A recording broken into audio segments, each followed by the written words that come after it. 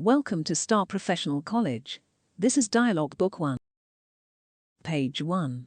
Dialogue 1. Hi. How are you? I'm good. How are you? Good. Do you speak English? A little. Are you American? Yes. Where are you from? I'm from California. Nice to meet you. Nice to meet you too. Teacher, can I ask you a question? Yes, welcome. How I can speak English fluently? Good. I will give you 7 tips you can speaking English fluently and confidently. 1. Don't be afraid to make mistakes. Your goal is to deliver a message, not speak perfect English, with the right grammar and vocabulary. Even native English speakers make mistakes. 2. Practice, practice, practice. Practice makes perfect. Constantly look for opportunities to test out your spoken English. Star Professional College is ready for you to guide and gives best professional teacher. 3.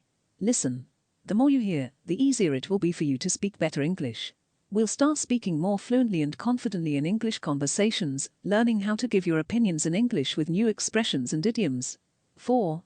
Celebrate success. Every time you talk to someone in English is an achievement.